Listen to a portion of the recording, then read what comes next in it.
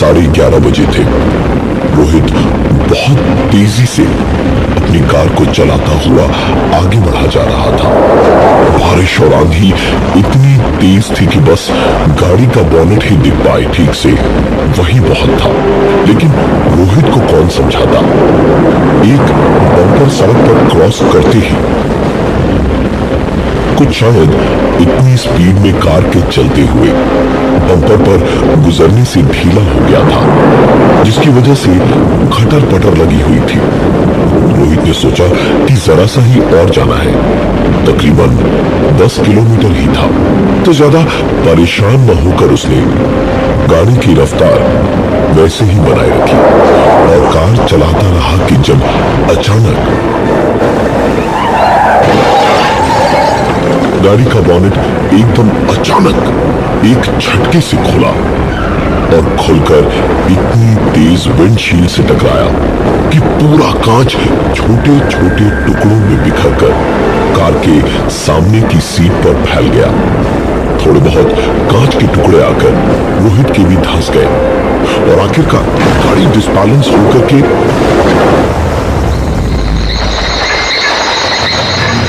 एक पेड़ से टकरा गई और रोहित की मौत हो गई। रात के तकरीबन 2:30 बजे थे। प्रतीक का फोन बजा तो किचन में प्लेट सड़ रहा था। वो जल्दी जल्दी दौड़ा दौड़ा आया और चार्जिंग पर लगा मोबाइल रिसीव किया तो उधर से कुशल ने हड़बड़ाते हुए कहा, भाई जल्दी से नेशनल हाईवे पर आ जा भाई, रोहित की कार का एक्सीडेंट हो गया है, वो मारा गया है। कह रहे हैं कि 3 घंटे पहले एक्सीडेंट हुआ था और तुरंत ही मर गया है। भाई हम सबको छोड़कर चला गया रोहित भाई, हम सबको छोड़कर चला गया। ये सब सुनकर प्रतीक थोड़ा चिढ़ गया था और वो कुशल पर चिल्लाया, एक फालतू ना रोहित के साथ मिलकर मजाक करके मेरा दिमाग मत खराब कर। थक गया हूं, हाँ सोना है मुझे। और हाँ, मजाक के पहले सोच समझ लिया करो तुम दोनों। अभी 20 मिनट पहले रोहित यहां मेरे घर से निकला है, तो कैसे 3 घंटे पहले मर गया भाई? कुशल ने पूरी बात सुनी तो जैसे उसके गले से सांप लिपट गया था कोई। घबराकर हकलाते हुए उसने कहा, भाई क्या बोल रहा है तू पागल हो गया क्या? अरे वो सचमुच मारा गया है। अभी पुलिस का फोन आया था। एक काम कर, आजा हाईवे की पुरानी चौकी, मैं तेरे को मोड़ पर ही मिलता हूँ।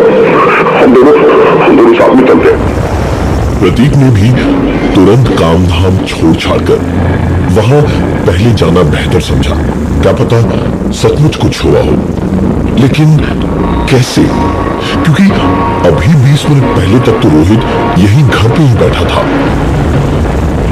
प्रतीक भी निकल पड़ा उसी बरसात में कुशल के पास और कुछ ही देर में हाईवे के पुराने चौक के सामने प्रतीक भारी बरसात में गाड़ी कोने में ले रहा था। कुशल सामने एक बिल्डिंग की खिड़की के छज्जे के नीचे छाता लिए हुए बारिश से बचने को खड़ा हुआ था, जिसके ठीक सामने जाकर प्रतीक ने अपनी गाड़ी लगाई, अपनी उल्टी तरफ की खिड़की का कांच नीचे किया और बरसात की उस आवाज में कुशल से कहा, आजा कुशल, अंदर आजा। कुशल छाते को बंद करके बैठने के बजाय छाता सर पे लिए हुए नीचे झुका और प्रतीक से बोला, क्यों बैठूं आपकी गाड़ी में भाई साहब? तो मैं आपको जानता हूं ना, आप मुझे, तो फिर क्यों बैठूं? प्रतीक को ऐसा लगा जैसे किसी ने उसे थप्पड़ मार दिया हो। वो कुछ बोलने को खुले कांच से सर निकालने ही जा रहा था जब उसकी ओर की खिड़की के कांच पर जोर जोर से किसी ने खटखटाया। प्रतीक कुशल की बात भूलकर देखने को पलटा कि उधर कौन है, तो उसको अब थप्पड़ जैसा नहीं बल्कि हजारों वोल्ट का झटका लगा। सामने कुशल खड़ा था और कांच खटखटाता हुआ दबी हुई आवाज में बाहर से चिल्ला रहा था,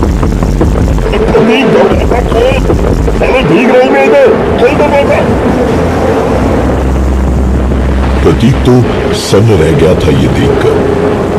तुरंत ही पलटकर प्रतीक ने वापस देखा तो एक पल को लगा जैसे दम घुटने लगा था उसका। दूसरी तरफ कोई नहीं था। प्रतीक ने वापस दूसरी ओर देखा तो कुशल अभी भी गाड़ी के शीशे को खटखटा रहा था। प्रतीक ने गाड़ी का लॉक खोला। कुशल अंदर बैठकर पानी झाड़ने लगा रेनकोट से और गुस्से में कहने लगा, अरे पागल, हाँ कब से खटखटा रहा था मैं? तू बहरा हो गया क्या? हाँ मजाक सूझ रहा है? मैं इधर खड़ा खिड़की ठोक रहा हूं और तू पता नहीं उधर क्या बकबक किया जा रहा था। अब चल बढ़ा गाड़ी। प्रतीक चाह कर भी कुछ बोल न पाया। मुंह खोलकर बोलने की कोशिश की लेकिन एक भी लफ्ज नहीं निकला। खैर प्रतीक ने गाड़ी आगे बढ़ाई। उसी खराब मौसम में वो चल पड़े हाईवे पर, वहां जहां कुशल का कहना था कि रोहित का एक्सीडेंट हुआ था। कुछ आगे गए ही थे जब कुशल ने फिर से कहा, भाई एक मिनट गाड़ी रोक, सिगरेट ले लूं जरा। प्रतीक ने कार साइड में लगाकर रोकी। रास्ता पार करके दुकान तक जाने को कुशल उतरा और उसी भारी बरसात में उतरकर कुशल सर पर हाथ से पानी रोकने की बेवकूफों जैसी कोशिश करता हुआ दुकान तक भाग ही रहा था जब अचानक नीचे सड़क पर टूट कर गिरा हुआ एक हाई टेंशन बिजली का तार था जिसपे कुशल का जूता पड़ा और बरसात के ठंडे पानी ने कुशल के बदन में पैर के नाखूनों से लेकर सर के बालों तक एक एक सर्रे में इतनी बिजली कुछ ही लम्हों में दौड़ा दी कि कुशल धुआं धुआं होकर वहीं झुलसकर तड़पता हुआ गिर पड़ा और बिना चीखे ही इस दुनिया से प्रतीक की आंखों के सामने चल बसा। प्रतीक की आंखें ये मंजर देखकर उसी पे ठिठक के रह गई। आसपास दुकान पर खड़े लोग डंडा लेकर कुशल को छुड़ाने की कोशिश करने लगे लेकिन कोई फायदा नहीं था क्योंकि कुशल मर चुका था। प्रतीक जब तक कुशल तक धीमे धीमे कदमों से इस उम्मीद से पहुंचा कि शायद वो कराहता हुआ उठेगा और कहेगा, अरे दिखाई नहीं ये तार, चल चल चल घर चलते यार, तब तक कुशल इस दुनिया से बहुत दूर पहुंच चुका था। प्रतीक की आंखों के आंसू इस ठंडी बरसात के पानी में भी गर्माहट महसूस करा रहे थे। प्रतीक किसी मूर्त की तरह खड़ा हुआ निर्दोष कुशल की बेजान अकड़ी हुई लाश पथराई आंखों से देख रहा था और उसके देखते देखते ही अचानक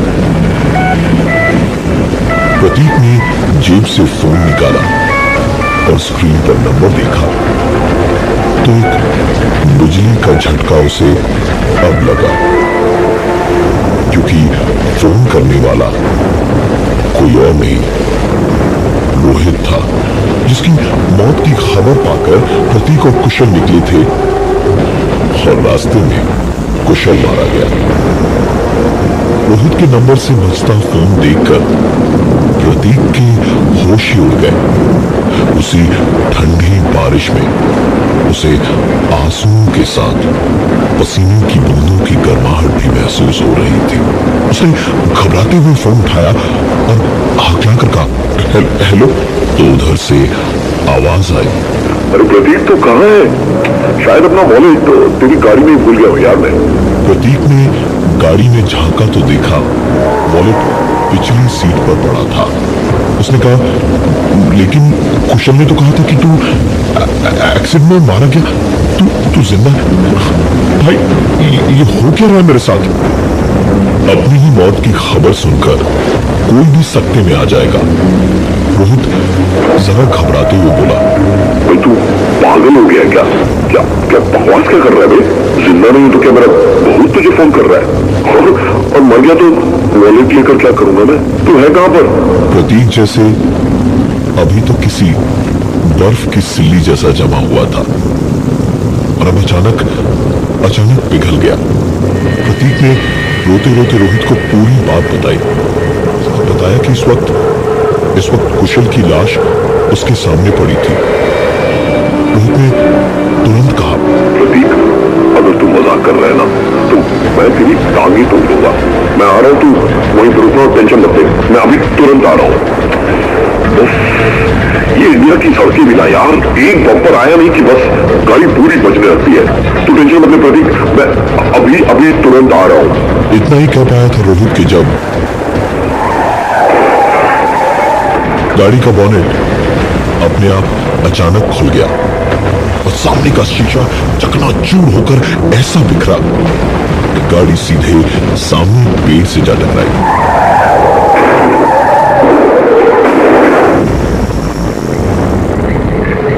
और रोहित सचमुच वैसे ही एक्सीडेंट में मारा गया जैसे एक्सीडेंट की बात कुशल ने की थी। प्रतीक जैसे नर्मदिल इंसान ने एक ही रात में अपने दो सबसे अच्छे दोस्त खो दिए। इसका ऐसा असर पड़ा उस पर कि प्रतीक बुरी तरह पढ़ाई लिखाई से मन उचाट करके हर वक्त घर में बंद रहने लगा।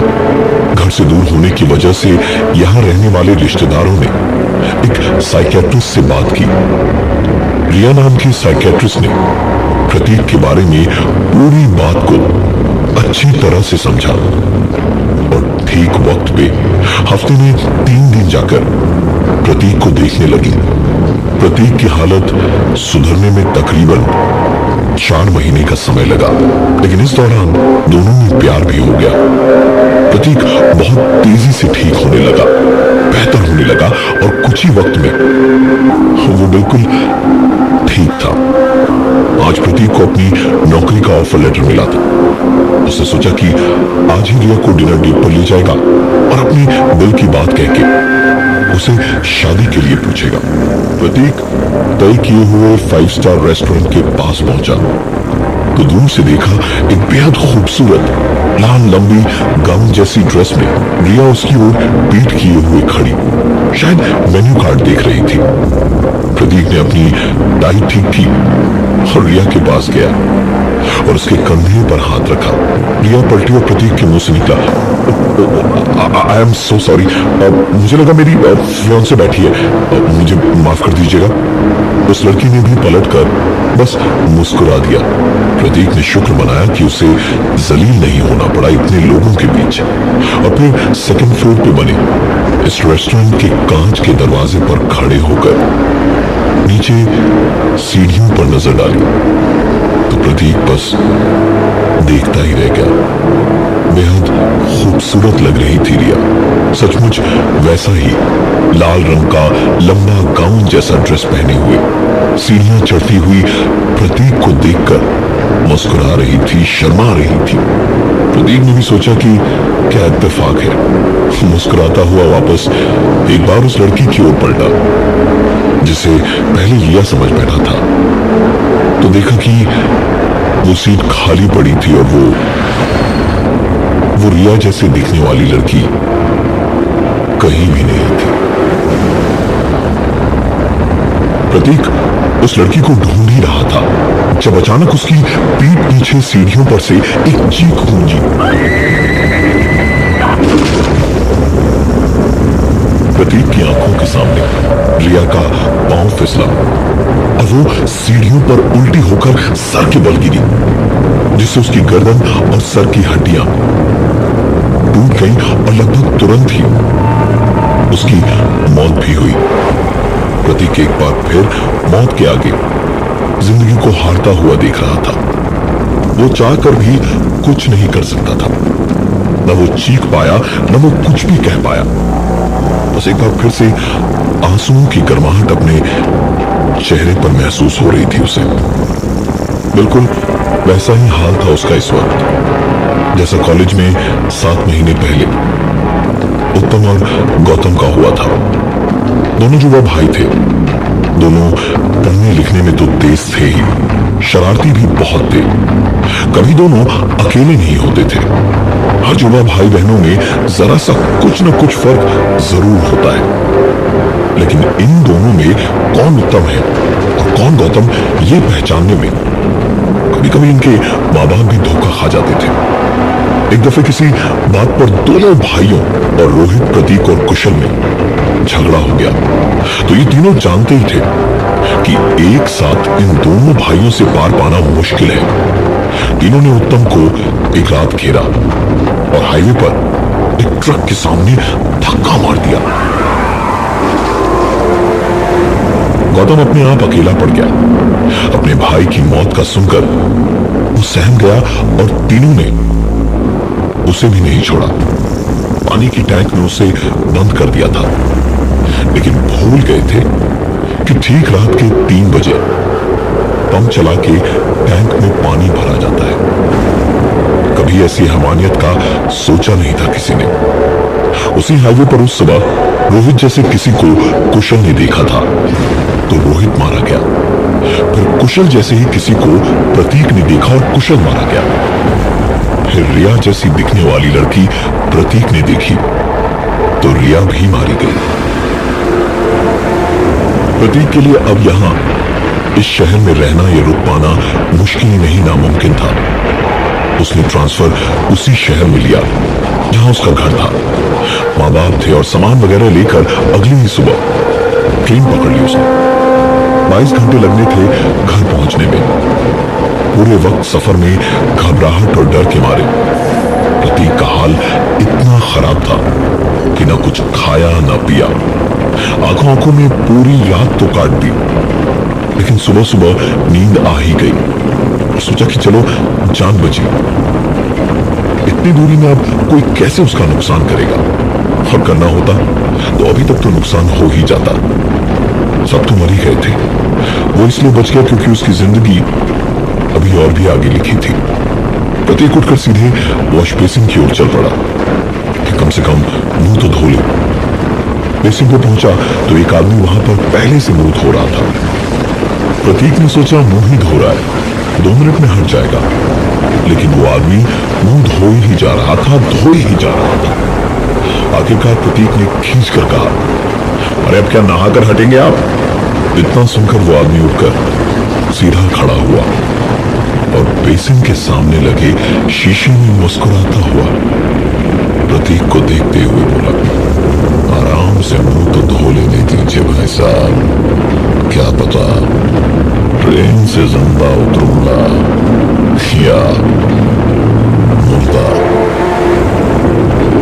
उस शीशे में उस आदमी की मुस्कुराती सूरत देखकर और सर्द आवाज में ये बात सुनकर प्रतीक की सांसें हलक में अटक कर रह गई, क्योंकि शीशे में दिखने वाली वो मुस्कुराती सूरत जो बेसिन पर मुंह धो रही थी वो किसी और की नहीं, खुद प्रतीक की थी। इसका मतलब खबरी प्रतीक की थी। मैं हूं प्रवीण और ये थी आज की एक कहानी ऐसी भी